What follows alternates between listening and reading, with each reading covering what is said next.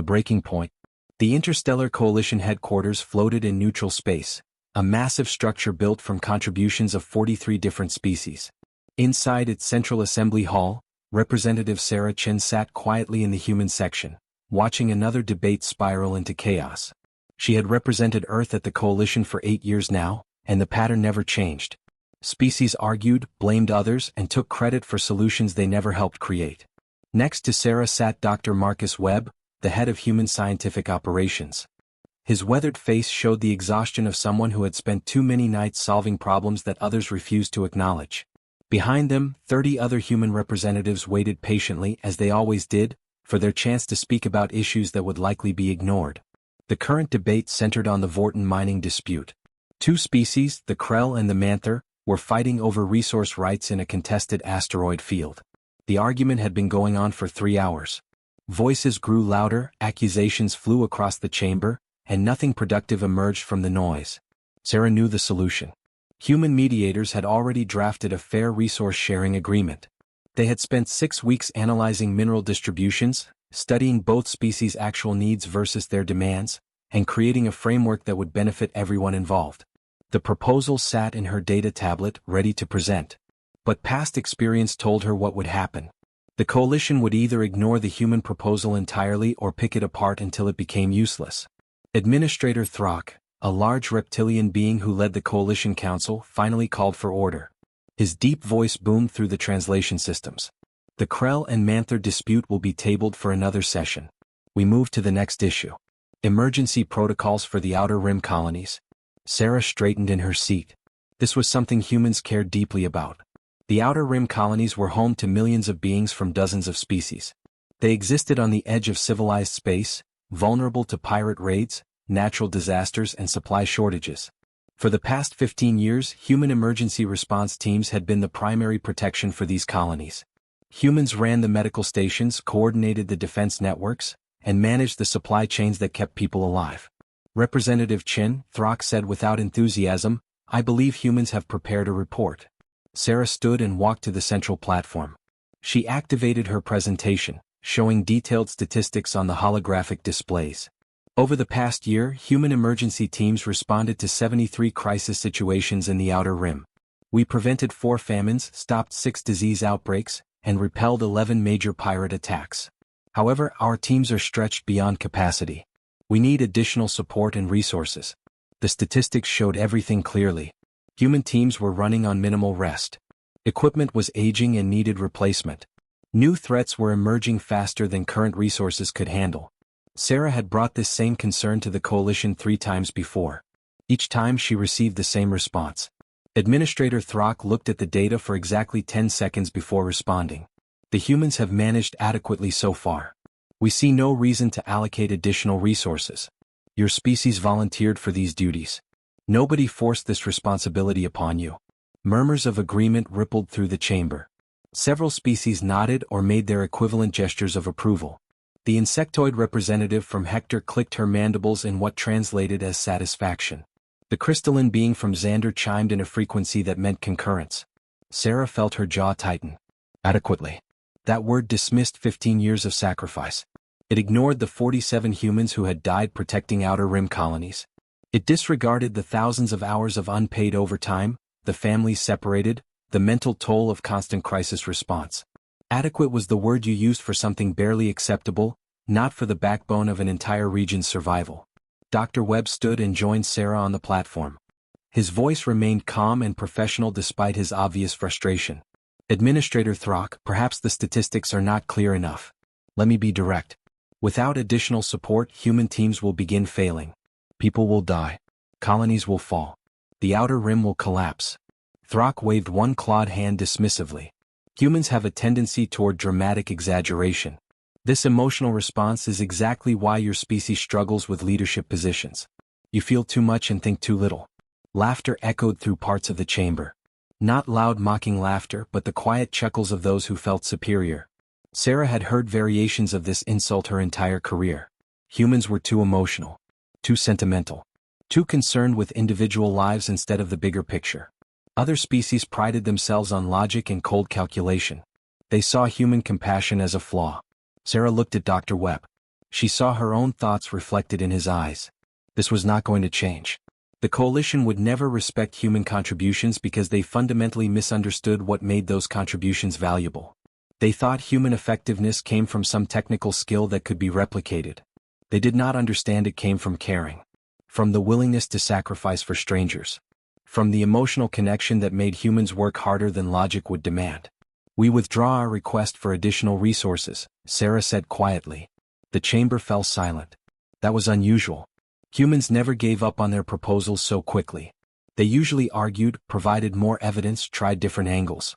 Sarah's immediate withdrawal caught everyone off guard. Throck looked almost disappointed. He seemed to enjoy rejecting human requests. Very well. Next issue. Sarah and Marcus returned to their seats. Around them, other human representatives leaned in with questioning looks. Sarah pulled out her personal communicator and typed a message that she sent to every human in the chamber. Emergency meeting tonight. Conference room 7. Mandatory attendance. The coalition session continued for another 4 hours. They debated trade regulations, discussed territorial disputes, and voted on proposals for new exploration initiatives. 3 of those proposals were based on human research.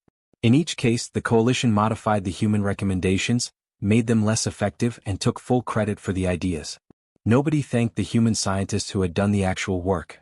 When the session finally ended, Sarah walked quickly to conference room 7. It was one of the smaller meeting spaces, but it was private and secure. By the time she arrived, 20 of the 32 human representatives were already there. The rest filtered in over the next 10 minutes. Marcus Webb sealed the door and activated privacy protocols. The room's systems would prevent any external monitoring. What was said here would remain between humans only. Sarah stood at the head of the table. She looked at faces she had worked with for years. Scientists, diplomats, military advisors, medical coordinators, trade specialists. Every one of them had given years of their lives to the coalition. Every one of them had stories of being dismissed, insulted, or having their work stolen. I'm going to say something, Sarah began, and I need honest reactions. No political answers. No diplomatic deflection. Just truth. She paused, making eye contact with each person. I think we should leave the coalition entirely. The room erupted in surprised voices. Several people started talking at once. Sarah raised her hand for silence. Let me finish. We have served the coalition for 74 years. In that time, we have contributed more than any 3 other species combined. We run their emergency systems. We protect their colonies. We solve their problems. We die for their citizens. And what do we get in return? Insults, someone said from the back of the room. Lieutenant James Park, a military advisor, stood up. They call us emotional as if it is a weakness. They mock our compassion. They take credit for our work and blame us when things go wrong that we warn them about. Dr. Elena Rodriguez, the head of medical operations, added her voice. I have watched coalition members let people die rather than admit a human solution worked better than their own. I have seen them delay treatments because they did not want to acknowledge human medical advances. People suffered because of their pride. Story after story came out. Every human in that room had experienced similar treatment. The pattern was undeniable. The coalition used humanity's strength while despising the qualities that made humans strong. They wanted human results without respecting human methods. Marcus Webb finally spoke. If we leave, people will suffer. The Outer Rim colonies depend on us. Medical stations across coalition space rely on human doctors. Trade routes need our security forces. We cannot just abandon them. Sarah nodded. I know. That is what makes this decision hard. But consider this. As long as we keep solving every problem, the coalition never learns. They never take responsibility. They never develop their own capabilities. We are not helping them by doing everything. We are enabling their dysfunction. The room fell quiet as people processed that truth. It was harsh but accurate. Human aid had become a crutch that prevented the coalition from growing. They had no incentive to change because humans always fixed their mistakes. What would happen if we left? Asked Ambassador Lisa Torres. Realistically, what are the consequences? Chaos, Marcus said bluntly. The systems we maintain would fail. Medical care would collapse in dozens of locations. The Outer Rim would face undefended pirate attacks. Trade routes would become dangerous. Conflicts we normally mediate would explode into violence. Thousands would die. Maybe more. The weight of that reality pressed down on everyone. This was not an easy choice. Walking away meant accepting that innocent beings would suffer. But staying meant accepting continued disrespect and ensuring the coalition never learned to function properly. Sarah spoke again, her voice steady. I am not suggesting we make this decision tonight. This is too important to rush. But I want everyone here to think seriously about whether our continued presence in the coalition serves humanity's interests or dignity. We should meet again in 3 days. Everyone take time to consider what you really believe is right. The meeting ended without a formal vote. People left slowly, lost in thought. Sarah remained in the room with Marcus after everyone else had gone. They sat in silence for several minutes. Do you think they will agree to leave? Marcus finally asked. Sarah looked at her old friend. I think most of them reached this conclusion months ago. They were just waiting for someone to say it out loud. We have all felt it. The disrespect. The ingratitude. The casual cruelty of being told our greatest strength is our greatest weakness. There is only so much humans can endure before enough becomes enough. Marcus nodded slowly. If we do this, there is no going back. The coalition will not welcome us again. We will be on our own. Maybe that is not such a bad thing, Sarah said quietly. Maybe humanity needs to remember we do not need their approval to have value. We know what we contributed. We know what we sacrificed. That should be enough. 3 days later, the humans met again. This time the vote was unanimous. Humanity would withdraw from the interstellar coalition completely. Every human representative, every human worker, every human presence in coalition space would leave within 30 days. There would be no dramatic announcements, no angry speeches, no demands or ultimatums. Humans would simply pack their equipment, close their stations, and go home with dignity intact. Sarah drafted the official withdrawal notice. It was brief and professional. It stated facts without emotion. Humanity was exercising its right to leave the coalition effective immediately. All human personnel would depart within 1 standard month. All human-operated facilities would be closed. All human services would cease. The notice thanked the coalition for the opportunity to serve and wished them success in their future endeavors. She delivered the notice directly to Administrator Throck. He read it once, then looked at her with something between surprise and amusement. You cannot be serious. This is a reaction to one denied request? This is a decision 74 years in the making, Sarah replied calmly.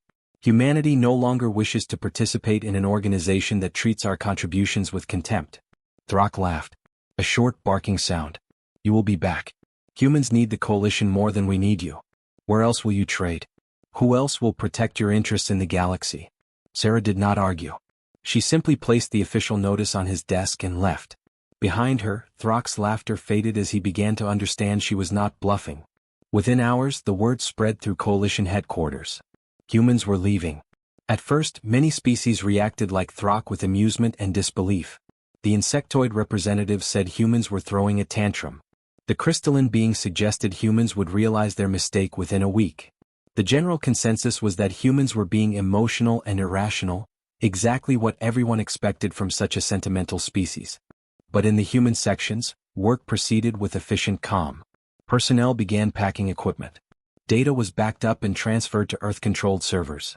Facilities were closed down systematically. Everything was done professionally and thoroughly. There was no sabotage, no destruction, no angry gestures. Humans were leaving exactly as they had arrived, with dignity and order. In the Outer Rim, Commander Rachel Foster received the withdrawal order while sitting in her office at Defense Station 17.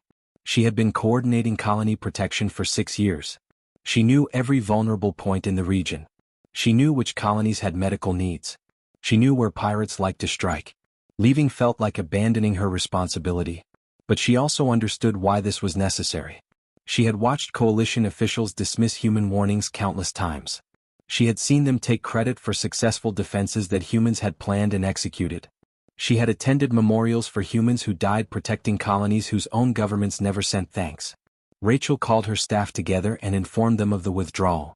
Within 24 hours, every human at Defense Station 17 had packed their personal belongings. Within 48 hours, they had transferred all operational data to a secure human database. Within 72 hours, they had stripped the station of all human-installed equipment. When they departed on day 4, they left behind an empty facility that the coalition would need to staff, supply, and operate on their own. Similar scenes played out across coalition space. Medical stations closed. Research facilities shut down. Trade route patrols ended. Diplomatic offices emptied. Everywhere humans had worked, they now left with quiet efficiency. There were no tearful goodbyes. No final pleas for appreciation. Just professional departure and dignified silence. The last human ship left Coalition headquarters exactly 29 days after Sarah Chen delivered the withdrawal notice. She stood on the bridge watching the massive station shrink in the view screen. Next to her, Marcus Webb looked equally contemplative. "Do you think we did the right thing?" Marcus asked. Sarah considered the question carefully. "I think we did the necessary thing. Whether it is right depends on what happens next. If the Coalition learns and grows, then we help them by leaving. If they collapse and people die, then we will carry that weight. But either way, we could not continue as we were. Sometimes the most caring thing you can do is let someone face their own consequences." The ship turned toward human space. Behind them, the Coalition was about to discover what it truly meant to function without humanity. The lessons would be hard. The cost would be high. But perhaps, eventually, they would understand what they had lost when they took human compassion for granted and called it weakness. In the Coalition Assembly Hall, Administrator Throck sat alone at his desk. The human sections were empty now. The silence felt strange. For 74 years, humans had been a constant presence. Now they were gone. Throck told himself it did not matter. The Coalition would adapt. Other species would fill the gaps. Everything would continue as before. But deep in his mind, a small doubt began to form. What if the humans had been more important than anyone realized? What if their emotional nature was not a weakness but the very thing that had held the Coalition together? Throck pushed the thoughts away. He would not admit such a possibility. Not yet. The Coalition was strong. They would prove they did not need humans. The galaxy was about to teach him how wrong he was. The unraveling. The first crisis hit exactly 11 days after the last human ship departed Coalition space.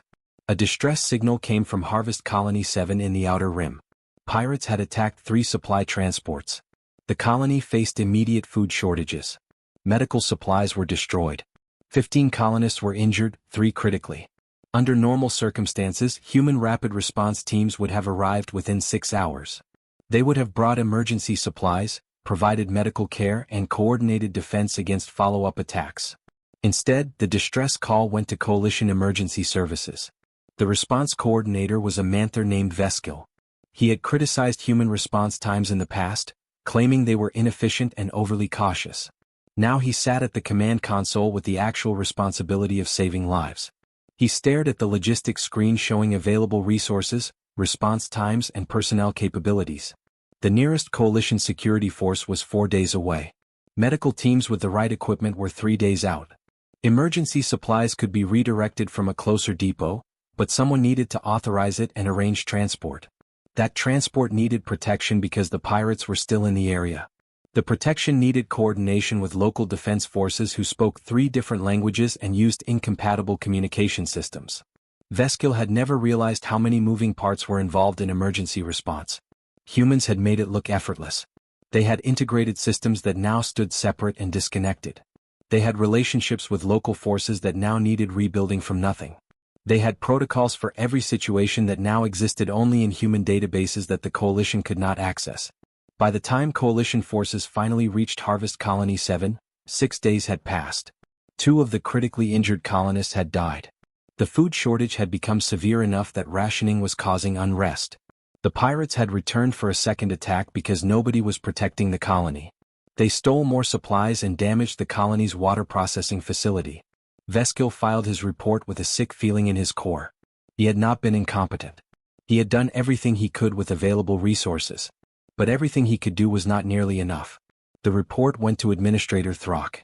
It was the first of many such reports that would cross his desk in the coming weeks. On the other side of Coalition space, Dr. Mervana stood in the medical center on Station Kepler 9. She was a skilled physician from the Hector species, trained in multiple forms of xenobiology. She had often thought human doctors were too emotional, too attached to their patients. Medicine should be logical and systematic, not clouded by feelings. Now she faced a medical emergency that was teaching her why she had been wrong. The emergency was crimson fever, a disease that affected 7 different species. It was highly contagious and deadly if not treated within 48 hours. An outbreak had started in the station's residential sector. 63 beings were infected. The number was growing. Dr. Mervana knew the standard treatments for crimson fever. She applied them immediately. But the disease was mutating, something that happened occasionally with certain pathogens. The standard treatments were not working as effectively as they should. Patients were getting worse despite medication. She needed to adapt, to try new approaches, to figure out what was different about this particular strain. This was exactly the kind of challenge human doctors had excelled at solving. Dr. Nirvana remembered Dr. Sarah Okonkwo, the human physician who had worked at this same medical center. Sarah had faced a similar outbreak 3 years ago. She had worked for 36 hours straight, trying different treatment combinations, monitoring patient responses, adjusting approaches based on what she observed. She had saved 42 lives through sheer determination and willingness to care more about results than procedures. Dr. Nirvana tried to replicate that approach. She worked through the night testing variations. But she lacked something essential that Sarah had possessed. She lacked the emotional drive to push beyond exhaustion. When logic said she needed rest to maintain performance, she rested. When protocol said certain combinations should not be tried, she followed protocols. She was being a good logical doctor, exactly what her training had taught her to be. By the time she found a treatment approach that worked, 70 hours had passed. 19 beings had died. The survivors would recover, but many would have permanent damage. Dr. Nirvana sat in her empty office and finally understood what human emotion had brought to medicine. It was not weakness. It was the fuel that powered innovation. It was the refusal to accept loss. It was the caring that made someone work beyond what logic demanded because every life mattered personally, not just statistically. She wrote her report. She did not hide her failures. She stated clearly that a human doctor would likely have saved more lives. Administrator Throck read her report along with dozens of others that painted similar pictures. Medical emergencies across coalition space were having worse outcomes. Response times were slower. Survival rates were dropping. The statistics were undeniable. In the diplomatic sector, negotiator Kelvin faced his own crisis. 2 species on the verge of war stood in front of him demanding solutions. The Taurian and Bevari had been arguing over mining rights for 6 months. The dispute was escalating. Ships were being armed. Colonies were being fortified. Intelligence suggested both sides were preparing for military conflict within weeks. Kelvin was considered one of the coalition's finest negotiators. He had training in conflict resolution and experience with difficult parties. But as he listened to both sides hurl accusations, he realized he was missing something crucial. He was hearing the words, but he was not understanding the emotions beneath them. The Taurian representative spoke about economic necessity, but beneath that was fear about his people's survival. The Bevari delegate argued about legal precedents, but beneath that was anger about feeling disrespected. Human negotiators would have heard those underlying emotions. They would have addressed the fear and anger directly. They would have built personal connections with both parties. They would have made each side feel heard and valued before attempting solutions. Kelvin knew these techniques theoretically. Human diplomatic training materials described them in detail.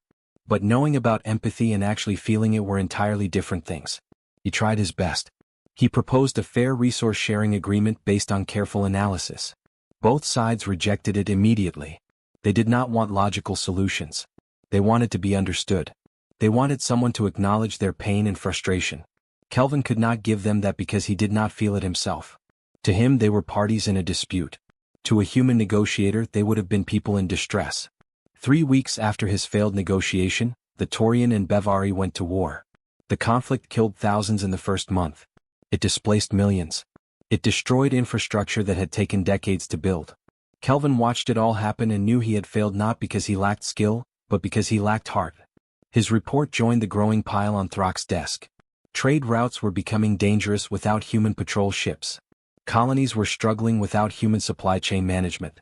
Research projects were stalling without human scientific coordination. Refugee situations were overwhelming facilities that humans used to manage. Every sector that humans had touched was now showing cracks. Administrator Throck called an emergency session of the Coalition Council. The chamber that had once held 43 species now had only 37 attending. 6 species had stopped participating. They said there was no point coming to a council that could not protect them or provide basic services. The remaining representatives looked worried. The confident arrogance that had filled this room during human presence was gone, replaced by barely concealed fear. Throck stood at the central platform.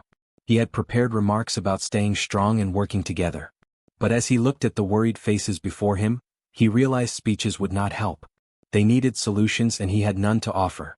The human departure has created challenges, Throck began carefully. We are adapting to new operational realities. Some systems are experiencing temporary disruptions. Temporary? The voice came from Ambassador Jella, a young diplomat from the Miron species. She stood abruptly, her crystalline features reflecting the chamber's light. Ambassador Jella had only joined the coalition after humans had left. She had spent her first weeks reviewing historical records, trying to understand what had happened. What she discovered had shocked her. 19,000 beings have died in the past 2 months from causes that human services used to prevent. Our trade economy has contracted by 30%. We have 4 active wars that human mediators would have stopped before they started. These are not temporary disruptions. This is systemic collapse. Murmurs of agreement spread through the chamber. Other representatives nodded. The reality was undeniable. The coalition was failing at basic functions it had performed smoothly for decades. The only difference was the absence of humans. He was not alone in these thoughts. Across the coalition, a generation of young officers, doctors, diplomats, and workers had learned from human colleagues. They had absorbed human values even as their governments rejected them. Now they formed a quiet movement pushing for change. They wanted the coalition to be worthy of asking humanity for a second chance. Ambassador Jella became the voice of this movement. She spoke at every council session about the need for reform. She pushed for memorial services honoring humans who had died in coalition service. She demanded that schools teach the truth about human contributions. She insisted on changing the culture that had driven humanity away. Progress was slow. Pride was hard to overcome. Old attitudes died hard. But gradually things began to shift. The coalition started acknowledging mistakes publicly. They began treating service workers with more respect. They implemented reforms designed to prevent any species from being marginalized again. They were learning, painfully and slowly, but learning nonetheless.